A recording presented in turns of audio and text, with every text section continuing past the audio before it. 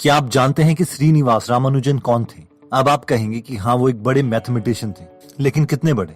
क्यों मैक्सिमम लोग उन्हें जीनियस बोलते हैं और क्यों पूरी दुनिया में उन्हें न्यूटन से कंपेयर किया जाता है?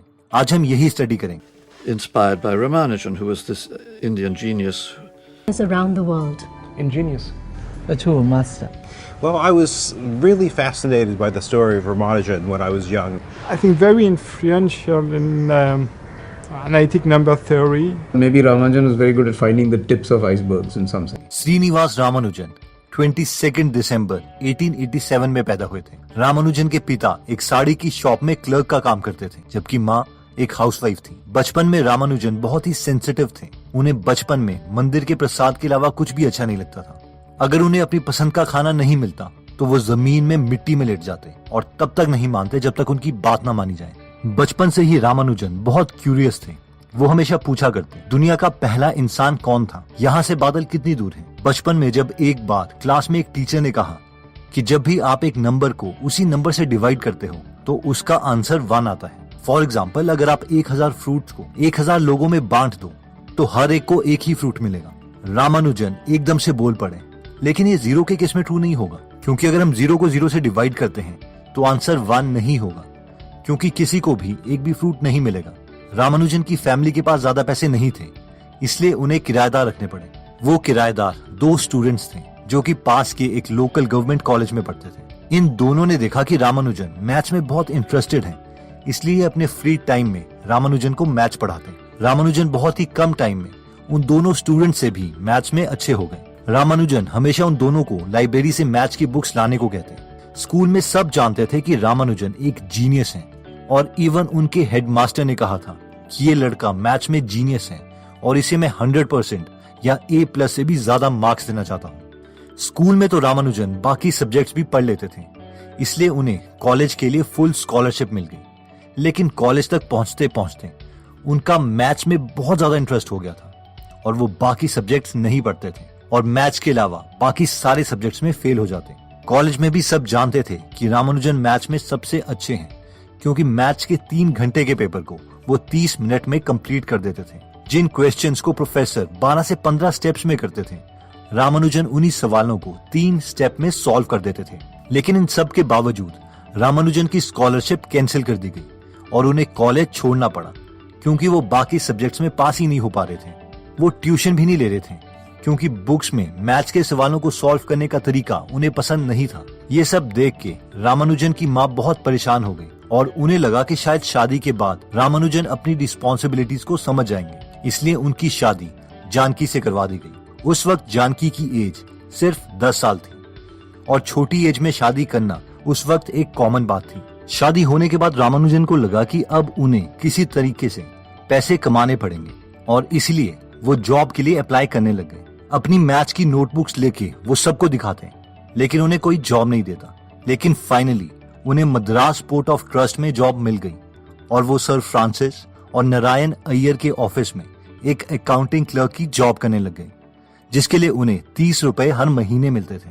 सर फ्रांसिस और नारायण अय्यर को पता था कि ये लड़का मैथ्स में बहुत अच्छा है, इसलिए वो रामानुजन की मदद करने लग गए। सर फ्रांसिस ने रामानुजन को एनकरेज किया कि वो कैम्ब्रिज यूनिवर्सिटी के प्रोफेसर्स को लेटर लिखें और अपना काम दिखाएं।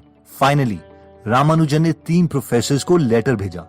2 प्रोफेसर्स ने उनके लेटर्स को रिजेक्ट कर दिया, जबकि एक प्रोफेसर को उनका काम बहुत पसंद आया और वो लेटर देख के ही जान गए थे कि ये इंसान जीनियस है। इस प्रोफेसर का नाम था G.H. हार्डी। ये लेटर बहुत ही इंटरेस्टिंग था, इसलिए बहुत यूनिवर्सिटीज में मैथमेटिशियंस को ये दिखाया जाता है। इस लेटर में कुछ इस तरीके से लिखा हुआ था, डियर सर, मैं एक अकाउंटिंग क्लर्क हूँ मद्रास इंडिया में और मेरी 1 साल की सैलरी 20 पाउंड्स है।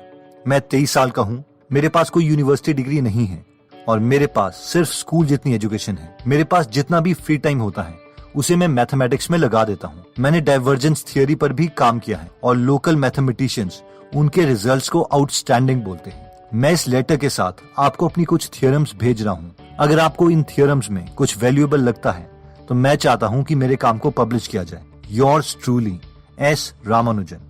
उस वक्त हार्डी को बहुत से ऐसे लेटर्स मिलते थे जिसमें लोग क्लेम करते थे कि उन्होंने बड़ी बड़ी डिस्कवरीज की हैं, लेकिन हार्डी बोलते हैं कि मैं पहली लुक में ही जान गया था कि ये लेटर उन कैटेगरी में नहीं है।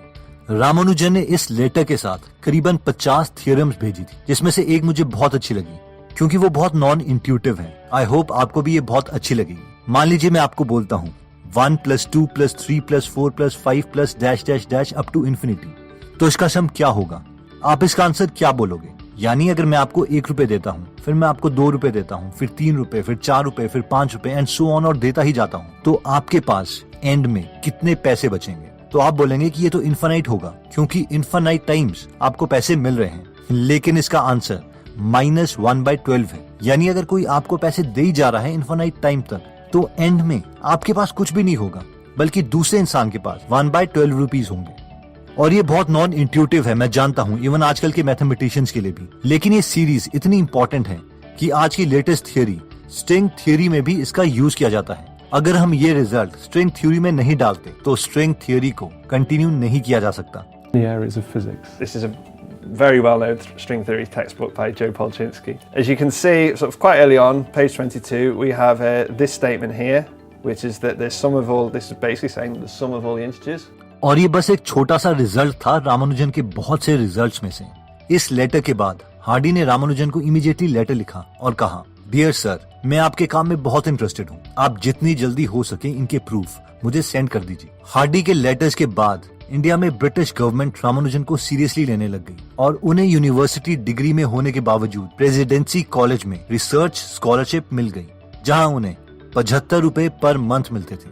हार्डी ने रामानुजन को बहुत कन्विंस किया कि वो कैम्ब्रिज यूनिवर्सिटी में उनके साथ काम करने के लिए आए, लेकिन रामानुजन ने मना कर दिया कि अगर वो ओवरसीज गए तो कोई भी उनके बच्चों के साथ शादी नहीं करेगा। लेकिन फाइनली रामानुजन मान गए जब उनके सपने में उनकी देवी नामागिरी ने दर्शन दिए और कैम्ब्रिज जाने के लिए कहा। रामानुजन कैम्ब्रिज यूनिवर्सिटी में हार्डी और लिटिल वुड से मिले और उन्हें अपने पिछले 10 सालों में लिखी हुई 3000 थियरम्स दिखाई। हार्डी ने रामानुजन को कन्विंस किया कि अगर वो अपने काम को पब्लिश करना चाहते हैं तो उन्हें उन थियरम्स के प्रूफ देने पड़ेंगे, क्योंकि रामानुजन डायरेक्टली आंसर लिख देते थे और प्रूफ नहीं देते थे। लेकिन नॉर्मल पब्लिक को समझाने के लिए हर स्टेप किस बेसिस पर आया है ये बताना जरूरी था, इसलिए रामानुजन ने कैम्ब्रिज में क्लासेस लेना स्टार्ट कर दिया। 1915 तक रामानुजन के 9 पेपर पब्लिश हो चुके थे, जिनमें modular equations and approximation to pi एक फेमस पेपर था। रामानुजन हमेशा भीड़ से अलग रहते थे। अब क्योंकि इंग्लिश लोग नॉन वेज खाते थे, इसलिए रामानुजन अपने कमरे में राइस, सांबर और फ्रूट्स खाते, जहाँ पर कैम्ब्रिज में बाकी इंडियंस बाहर घूमते। रामानुजन बहुत ही छोटे ग्रुप में या फिर अकेले ही रहना पसंद करते थे। इस वक्त वर्ल्ड वॉर 1 चल रही थी और उन्हें अपनी माँ और पत्नी की याद आ रही थी। रामानुजन चाहते थे कि उनकी पत्नी जानकी उनके साथ कैम्ब्रिज आ जाए, लेकिन रामानुजन की माँ ऐसा नहीं चाहती थी, इसलिए वो रामानुजन के लेटर्स जानकी को नहीं दिखाती और जानकी के लेटर्स को रामानुजन तक नहीं पहुंचने देती थी। रामानुजन बहुत दुखी हो गए थे क्योंकि उन्हें अपने लेटर्स का कोई जवाब नहीं मिल रहा था। वो बहुत बीमार भी होने लग गए। चेकअप के बाद उन्हें पता चला कि उन्हें ट्यूबरक्लोसिस है। वो इतने दुखी हो गए कि एक बार वो एक ट्रेन के आगे कूद गए। लकीली गार्ड ने ट्रेन रुकवा दी और वो बच गए, लेकिन पुलिस ने उन्हें अरेस्ट कर दिया। हार्डी वहां पर पहुंचे और उन्होंने झूठ कह दिया कि रामानुजन रॉयल सोसाइटी के फेलो हैं, इसलिए उन्हें अरेस्ट ना किया जाए। जब पुलिस ने कंफर्म किया तो उन्हें पता चला कि रामानुजन एक फेमस मैथमेटिशियन है, इसलिए उन्हें छोड़ दिया गया। लेकिन ये झूठ बहुत ही जल्दी सच हो गया और रामानुजन को एक्चुअल में रॉयल सोसाइटी का फेलो बना दिया गया और रामानुजन से एस रामानुजन FRS बन गए। जिन्हें नहीं पता, FRS एक बहुत ही सिग्निफिकेंट ऑनर है जो कि बहुत ही फेमस साइंटिस्ट को मिला है, जैसे कि आइजैक न्यूटन, माइकल फैराडे और Albert Einstein. Indian mathematical society में रामानुजन की बहुत तारीफ हुई और जर्नल के फ्रंट पेज में उनका नाम पब्लिश किया गया। रामानुजन को लगा कि इंडिया जाके शायद उनकी तबीयत ठीक हो जाएगी, इसलिए वो इंडिया वापस चले गए। लेकिन इंडिया वापस आके उनकी तबीयत और बिगड़ गई। उन्हें बहुत पेन होता था, लेकिन फिर भी वो मैथ्स की प्रॉब्लम सॉल्व करते रहते और अनफॉर्चुनेटली 1 साल के बाद उनकी डेथ हो गई और वो बहुत ही छोटी उम्र में 32 साल में मर गए। हार्डी को जब इस बात का पता चला तो वो बहुत ही दुखी हुए।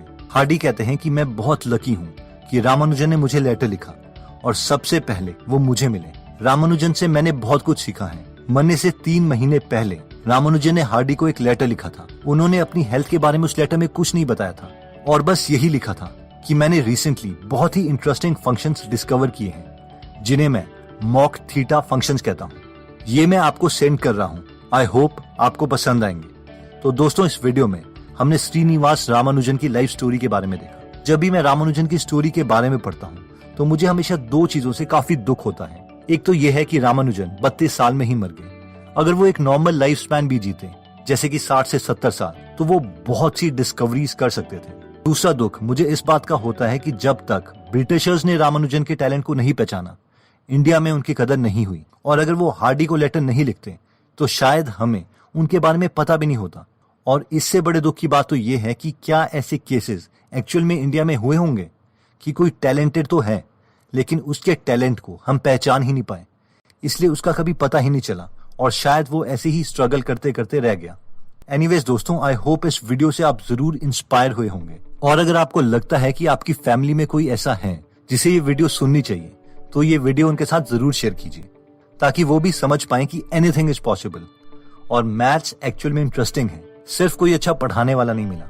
अगर आप रामानुजन की biography the man who knew infinity की डिटेल समरी सुनना चाहते हैं तो आप हमारी गूगल ऐप डाउनलोड कर सकते हैं, जहां पर स्वामी विवेकानंद से लेके स्टीव जॉब्स, इलॉन मस्क सबकी बायोग्राफी फ्री में हिंदी में अवेलेबल है।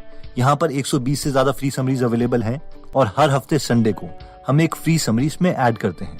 अगर आप इस ऐप में इंटरेस्टेड हैं तो इस ऐप का लिंक मैं डिस्क्रिप्शन में दे दूंगा।